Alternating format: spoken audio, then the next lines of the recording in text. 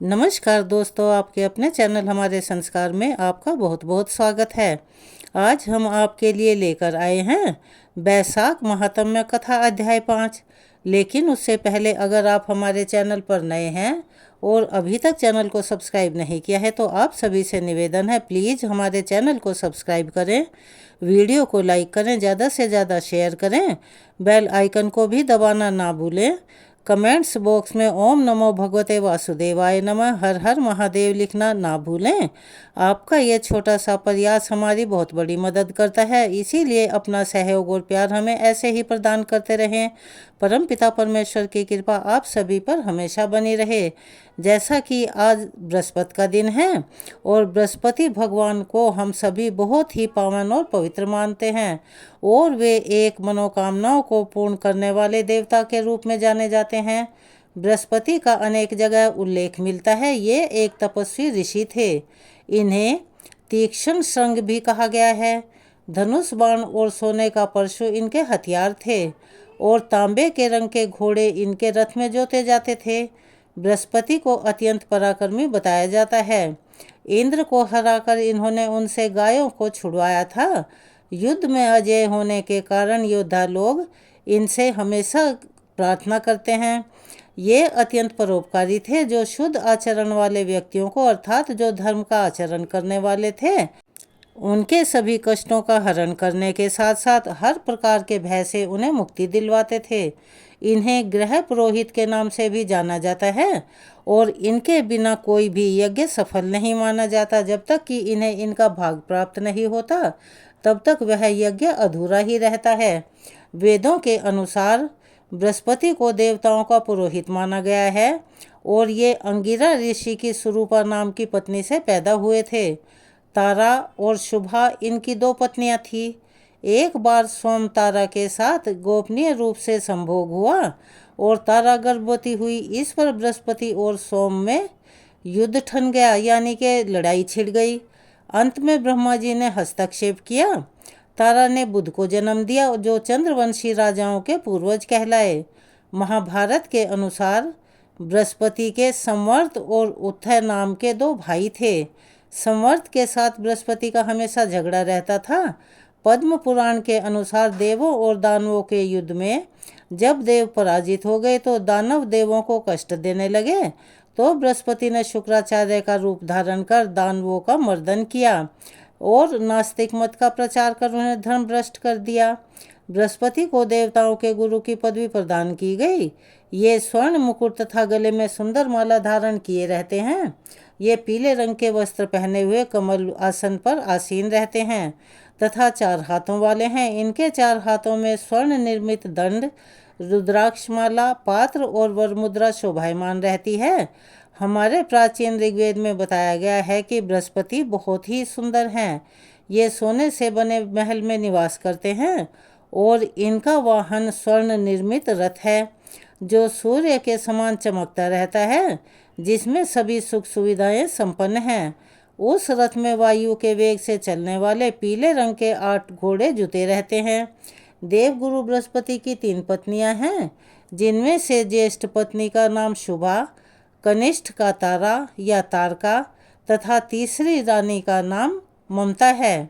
शुभा से इनके 7 कन्याएं उत्पन्न हुई, जिनके नाम इस प्रकार से हैं: भानुमति, राका, अर्चिष्मति, महामति, महिष्मति, सिनीवाली और हविष्मति। इसके उपरांत तारका के 7 पुत्र हुए और 1 कन्या उत्पन्न हुई। उनकी तीसरी पत्नी से भारद्वाज और कच्छ नामक के 2 पुत्र उत्पन्न हुए। बृहस्पति के अधिदेवता इंद्र और प्रत्यधि देवता ब्रह्मा हैं। महाभारत के आदि पर्व में उल्लेख के अनुसार बृहस्पति महर्षि अंगिरा के पुत्र तथा देवताओं के पुरोहित हैं। ये अपने प्राकट्य ज्ञान से देवताओं को उनका यज्ञ भाग या हवि प्राप्त करवा देते हैं। असुर एवं दैत्य यज्ञ में विघ्न डालकर देवताओं को क्षीण कर हराने का प्रयास करते रहते हैं। इसी का उपाय देवगुरु बृहस्पति के मंत्रों का प्रयोग कर देवताओं का पोषण एवं रक्षण करने में करते हैं तथा दैत्यों से देवताओं की रक्षा करते हैं। यह थी बृहस्पति के जन्म की कथा। चलिए अब हम जारी करते हैं अपना बैसाख मास महात्म्य के आगे का वृतांत। श्रुतदेव बोले, मेष राशि में सूर्य के स्थित रहने पर जो वैशाख मास में प्रातःकाल स्नान करता है और भगवान विष्णु की पूजा करके इस कथा को सुनता है, वह सब पापों से मुक्त होकर भगवान विष्णु के परम धाम को प्राप्त होता है। इस विषय में एक प्राचीन इतिहास कहते हैं, जो सब पापों का नाशक, पवित्र कारक, धर्मानुकूल, वंदनीय और अति पुरातन है। गोदावरी के तट पर शुभ ब्रह्मेश्वर अक्षेत्र में महर्षि दुर्वासा के 2 शिष्य रहते थे, जो परमहंस ब्रह्मनिष्ठ, उपनिषद द्विधा में परिनिष्ठित और इच्छा रहित थे।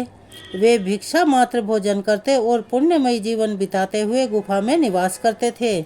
उनमें से एक का नाम सत्यनिष्ठ और दूसरे का तपोनिष्ठ था। वे इन्हीं नामों से तीनों लोकों में विख्यात थे। सत्यनिष्ठ सदा भगवान विष्णु की कथा में तत्पर रहते थे। जब कोई श्रोता अथवा वक्ता ना होता तब वे अपने नित्य कर्म क्रिया करते थे। यदि कोई श्रोता उपस्थित होता तो उसे निरंतर वे भगवत कथा सुनाते, और यदि कोई कथावाचक भगवान विष्णु की कल्याणमयी पवित्र कथा कहता तो वे अपने सभी कर्मों को समेटकर यानी के निपटाकर या उन्हें बीच में रोककर उसको सुनने में तत्पर हो जाया करते थे, उस कथा को सुनने लगते थे। वे अत्यंत दूर के तीर्थों और देव मंदिरों को छोड़कर तथा कथा विरोधी कर्मों का परित्याग करके भगवान की दिव्य कथा सुनते और श्रोताओं को स्वयं भी सुनाते थे। कथा समाप्त होने पर सत्यनिष्ठ अपना शेष कार्य पूरा करते थे। कथा सुनने वाले पुरुष को जन्म मृत्युमयी संसार बंधन की प्राप्ति नहीं होती, उसके अंतःकरण की शुद्धि होती है। भगवान विष्णु में जो अनुराग की कमी है वह दूर हो जाती है और उनके प्रति उसका प्रगाढ़ अनुराग होता है। साथ ही साधु पुरुषों के प्रति सौहार्द बढ़ता है। रजोगुण रहित गुणातीत परमात्मा शीघ्र ही हृदय में स्थित हो जाते हैं। श्रवण से ज्ञान पाकर मनुष्य भगवत चिंतन में समर्थ होता है। श्रवण, ध्यान और मनन यह वेदों में अनेक प्रकार से बताया गया है। जहाँ विष्णु भगवान की कथा ना होती हो, जहाँ साधु पुरुष ना रहते हों, वह स्थान साक्षात गंगा तट ही भले क्यों न हो, निसंदेह वह त्याग देने के योग्य है। जिस देश में तुलसी नहीं है अथवा भगवान विष्णु का मंदिर नहीं है, ऐसा स्थान निवास करने के योग्य बिल्कुल भी नहीं है। यह निश्चय करके मुनिवर सत्यनिष्ठ सदा भगवान विष्णु की कथा और चिंतन में लीन रहा करते थे। दुर्वासा का दूसरा शिष्य तपोनिष्ठ दुराग्रह पूर्वक कर्म में तत्पर रहता था। वह भगवान की कथा छोड़कर अपना कर्म पूरा करने के लिए इधर उधर हट जाता था। कथा की अवहेलना करने की वजह से ही उसे बड़ा कष्ट उठाना पड़ा। अंत में कथापरायण सत्यनिष्ठ ने ही उसका संकट से उद्धार किया। जहाँ लोगों के पाप का नाश करने वाली भगवान विष्णु की पवित्र कथा होती हो, वहाँ सब तीर्थ और अनेक प्रकार के अक्षेत्र स्थित रहते हैं। जहाँ विष्णु कथा रूपी पुण्यमयी नदी बहती रहती है, उस देश में निवास करने वालों की मुक्ति उनके हाथ में ही है। पूर्व काल में पांचाल देश में पुरुयशा नामक एक राजा थे, जो अति पुण्यशील एवं बुद्धिमान राजा भूरियशा के पुत्र थे। पिता के मरने पर पुरुयशा राज सिंहासन पर बैठे। वे धर्म की अभिलाषा रखने वाले, शूरता, उदारता आदि गुणों से संपन्न और धनुर्वेद में प्रवीण थे। उन महामती नरेश ने अपने धर्म के अनुसार पृथ्वी का पालन किया। कुछ काल के पश्चात राजा का धन नष्ट हो गया। हाथी और घोड़े बड़े बड़े रोगों से पीड़ित होकर मर गए। उनके राज्य में ऐसा भारी अकाल पड़ा जो मनुष्यों का अत्यंत विनाश करने वाला था। पांचाल नरेश राजा पुरुयशा को निर्बल जानकर उनके शत्रुओं ने उन पर आक्रमण किया और युद्ध में उनको जीत लिया। उसके पश्चात पराजित हुए राजा ने अपनी पत्नी शिखिनी के साथ पर्वत की कंदरा में प्रवेश किया। साथ में दासी आदि सेवकगण भी थे। इस प्रकार छिपे रहकर राजा मन ही मन विचार करने लगे कि मेरी यह क्या अवस्था हो गई है। मैं जन्म और कर्म से शुद्ध हूँ, माता और पिता के हित में तत्पर रहा हूँ, गुरु भक्त, उदार ब्राह्मणों का सेवक, धर्म परायण, सब प्राणियों के प्रति दयालु, देव पूजक और जितेंद्रिय भी हूँ। फिर किस कर्म से मुझे यह विशेष दुख देने वाली दरिद्रता प्राप्त हुई है? किस कर्म से मेरी पराजय हुई और किस कर्म के फलस्वरूप मुझे यह वनवास मिला है? इस प्रकार चिंता से व्याकुल होकर राजा ने खिन्न चित्त से अपने सर्वज्ञ गुरु मुनि श्रेष्ठ याज और उपयाज का स्मरण किया। राजा के आवाहन करने पर दोनों बुद्धिमान मुनीश्वर वहां आए। उन्हें देखकर पांचाल प्रिय नरेश सहसा उठकर खड़े हो गए, बड़ी भक्ति के साथ गुरु के चरणों में नतमस्तक होकर और अपना मस्तक रखकर प्रणाम किया। फिर वन में पैदा होने वाली शुभ सामग्रियों के द्वारा उन्होंने उन दोनों का पूजन किया और विनीत भाव से पूछा, हे विप्रवरों, मैं गुरु चरणों में भक्ति रखने वाला हूँ, मुझे किस कर्म से यह दरिद्रता, कोष हानि और शत्रुओं से पराजय प्राप्त हुई है? किस कारण से मेरा वनवास हुआ और मुझे अकेले रहना पड़ा? मेरे ना कोई पुत्र है, ना भाई है और ना हितकारी मित्र ही हैं। मेरे द्वारा सुरक्षित राज्य में यह बड़ा भारी अकाल कैसे पड़ गया? ये सब बातें विस्तार पूर्वक मुझे समझाइए। राजा के इस प्रकार पूछने पर वे दोनों मुनि श्रेष्ठ कुछ देर ध्यान मग्न होकर इस प्रकार बोले, हे राजन, तुम पहले के 10 जन्मों तक महापापी व्याध रहे हो, यानी शिकारी रहे हो। तुम सब लोगों के प्रति क्रूर और हिंसापरायण थे।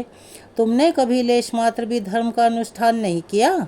इंद्रिय संयम तथा मनोनिग्रह का तुम में सर्वथा अभाव रहा। तुम्हारी जिह्वा किसी प्रकार भगवान विष्णु के नाम नहीं लेती थी। तुम्हारा चित्त गोविंद के चारों चरणारविंदों का चिंतन नहीं करता था और तुमने कभी मस्तक नवाकर परमात्मा को प्रणाम नहीं किया। इस प्रकार दुरात्मा व्याग का जीवन व्यतीत करते हुए तुम्हारे 9 जन्म पूरे हो गए। 10वां जन्म प्राप्त होने पर तुम सह्य पर्वत पर पुनः व्याध हुए। वहाँ सब लोगों के प्रति क्रूरता करना ही तुम्हारा स्वभाव था। तुम मनुष्यों के लिए यम के समान थे, दयाहीन, शस्त्रजीवी और हिंसा परायण थे। अपनी स्त्री के साथ रहते हुए राह चलने वाले पथिकों को तुमने बड़ा ही कष्ट दिया था। वे बड़े भारी शठ थे। इस प्रकार अपने हित को न जानते हुए तुमने बहुत सारे वर्ष व्यतीत किए। जिनके छोटे छोटे बच्चे हैं, ऐसे मृगों और पक्षियों के वध करने के कारण तुम दयाहीन दुर्बुद्धि को इस जन्म में कोई पुत्र नहीं प्राप्त हुआ। तुमने सबके साथ विश्वासघात किया, इसीलिए तुम्हारे कोई सहोदर भाई नहीं हुआ। मार्ग में सबको पीड़ा देते रहे, इसीलिए इस जन्म में तुम मित्र रहित हो। साधु पुरुषों के तिरस्कार से शत्रुओं द्वारा तुम्हारी पराजय हुई है। कभी दान न देने के दोष से तुम्हारे घर में दरिद्रता प्राप्त हुई है। तुमने दूसरों को सदा उद्वेग में डाला, इसीलिए तुम्हें दुस्सह वनवास मिला। सबके अप्रिय होने के कारण तुम्हें असह्य दुख मिला है। तुम्हारे क्रूर कर्मों के फल से ही इस जन्म में मिला हुआ राज्य भी छिन गया। बैसाख मास की गर्मी में तुमने स्वार्थवश एक दिन एक ऋषि को दूर से तालाब बता दिया था और हवा के लिए पलाश का एक सूखा पत्ता दे दिया था। बस जीवन में इस एक ही पुण्य के कारण तुम्हारा यह जन्म परम पवित्र राजवंश में हुआ है। अब यदि तुम सुख, राज्य, धन, धान्यादि संपत्ति, स्वर्ग और मोक्ष चाहते हो अथवा सायुज्य एवं श्री हरि के पद की अभिलाषा रखते हो तो वैशाख मास के धर्मों का पालन करो, इससे सब प्रकार के सुख पाओगे। इस समय वैशाख मास चल रहा है। आज अक्षय तृतीया है। आज तुम विधि पूर्वक स्नान और भगवान लक्ष्मीपति की पूजा करो। यदि अपने समान ही गुणवान पुत्रों की अभिलाषा करते हो तो सब प्राणियों के हित के लिए प्याऊ लगवाओ। इस पवित्र वैशाख मास में भगवान मधुसूदन की प्रसन्नता के लिए यदि तुम निष्काम भाव से धर्मों का अनुष्ठान करोगे तो अंतःकरण शुद्ध होने पर तुम्हें भगवान विष्णु का प्रत्यक्ष दर्शन होगा। ऐसा कहकर राजा की अनुमति लेकर उनके दोनों ब्राह्मण पुरोहित याज और उपयाज जैसे आए थे वैसे ही चले गए। उनसे उपदेश पाकर महाराज पुरीयशा ने वैशाख मास के संपूर्ण धर्मों का श्रद्धापूर्वक पालन किया और भगवान मधुसूदन की आराधना की। इससे उनका प्रभाव बढ़ गया तथा बंधु बांधव उनसे आकर मिल गए। तत्पश्चात वे मरने से बची हुई सेना को साथ में लेकर बंधुओं सहित पांचाल नगरी के समीप आए। उस समय पांचाल राजा के साथ राजाओं का पुनः संग्राम हुआ। महारथी पुरीयशा ने अकेले ही समस्त महाबाहु राजाओं पर विजय पाई। विरोधी राजाओं ने भागकर विभिन्न देशों के मार्गों का आश्रय लिया। विजयी पांचाल राज ने भागे हुए राजाओं के कोष 10 करोड़ घोड़े, 3 करोड़ हाथी, 1 अरब रथ, 10,000 ऊँट और 3 लाख खच्चरों को अपने अधिकार में करके अपनी पुरी में पहुंचा दिया। वैशाख धर्म के महत्म से सब राजा भग्न मनोरथ हो पुरीयशा को कर देने वाले हो गए और पांचाल देश में अनुपम सुकाल आ गया। भगवान विष्णु की प्रसन्नता से इस वसुधा पर उनका एक छत्र राज हुआ और गुरुता, उदारता आदि गुणों से युक्त उनके 5 पुत्र हुए, जो धृष्ट कीर्ति, धृष्ट केतु, धृष्ट धुम्न, विजय और चित्रकेतु के नाम से प्रसिद्ध थे। धर्म पूर्वक प्रतिपालित होकर समस्त प्रजा राजा के प्रति अनुरक्त हो गई। इससे उसी क्षण उन्हें वैशाख मास के प्रभाव का निश्चय हो गया। तब वे पांचाल राज भगवान विष्णु की प्रसन्नता के लिए वैशाख मास के धर्मों का निष्काम भाव से बराबर पालन करने लगे। उनके इस धर्म से संतुष्ट होकर भगवान विष्णु ने अक्षय तृतीया के दिन उन्हें प्रत्यक्ष दर्शन दिया। आज के वृतांत को हम यहीं विराम देते हैं। इसके आगे का वृतांत कल हम अपनी आगे आने वाली दूसरी वीडियो में सुनाएंगे। कृपया उसे भी सुनिएगा और आपसे अनुरोध है कि इन कहानियों कथाओं को पूरा सुना कीजिए, जिससे कि आपको भी अक्षय पुण्य की प्राप्ति हो, क्योंकि अधूरा ज्ञान और अधूरी कथा कभी भी हमें सही रास्ते पर या सही मंजिल पर नहीं ले जाती। अगर आप हमारे चैनल पर नए हैं और अभी तक चैनल को सब्सक्राइब नहीं किया है तो सभी से निवेदन है, प्लीज़ चैनल को सब्सक्राइब करें, वीडियो को लाइक करें, ज़्यादा से ज़्यादा शेयर करें, बेल आइकन को भी दबाना ना भूलें। कमेंट्स बॉक्स में ओम नमो भगवते वासुदेवाय नमः, हर हर महादेव लिखना ना भूलें। अपना प्यार और सहयोग हमें ऐसे ही प्रदान करते रहें। धन्यवाद।